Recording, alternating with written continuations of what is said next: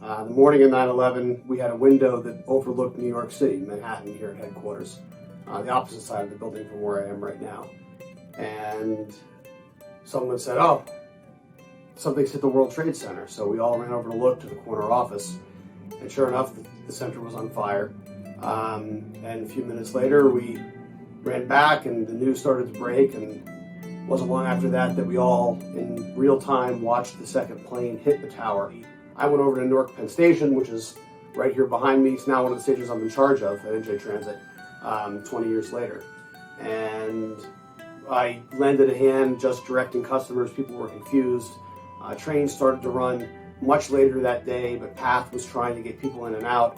People were coming across the river on the ferries and getting on whatever means they could to get back here. And so what we ended up with was ash-covered people coming through Newark Penn Station.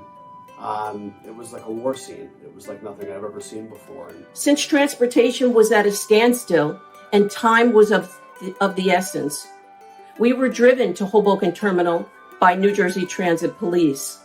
The roads were eerily empty, and the only cars visible were going in the opposite direction that we were traveling. I experienced a rush of adrenaline, knowing we were entering directly in the path of unknown danger. When we arrived at Hoboken, there were people walking around dazed, confused, and frightened. Many people were covered in white dust, and they were directed to a triage and decontamination area where the dust particles were sprayed off of them.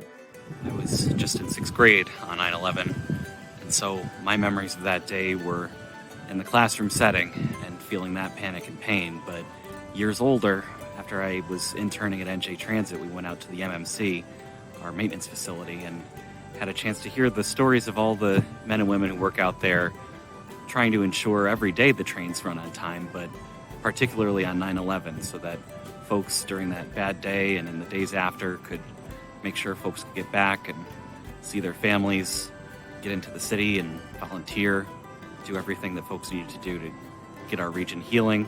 I look back and I think, has it really been 20 years? Does it seem like it's been 20 years? So, on the one hand, it really does. I mean, my daughter Ellie was 3, 9/11, and she just graduated from nursing school and is starting to work at a New York City hospital. My son Leo was just born, and he is a senior at college. A few of us went to a window that overlooked the skyline. There was not a cloud in the sky. I turned to someone and said, "This is terrorism.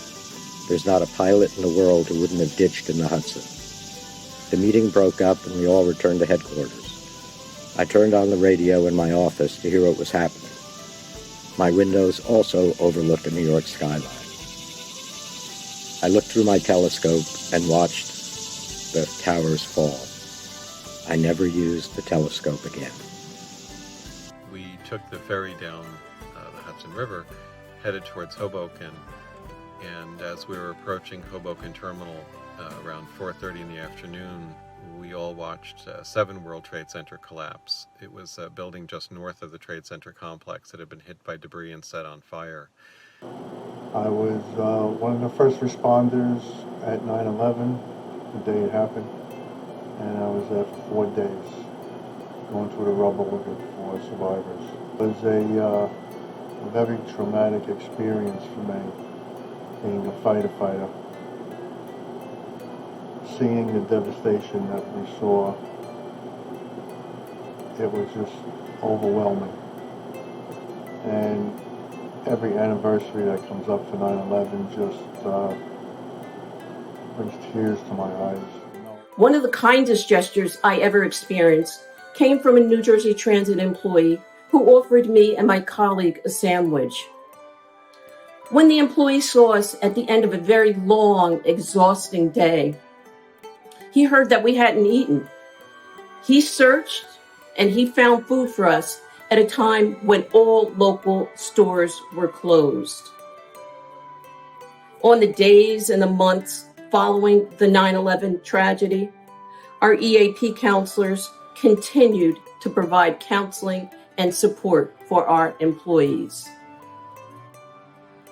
That day showed us that even in the worst of tragedies, we must remember that we are resilient, and together, with a helping hand, acts of kindness, compassion, we will survive and thrive.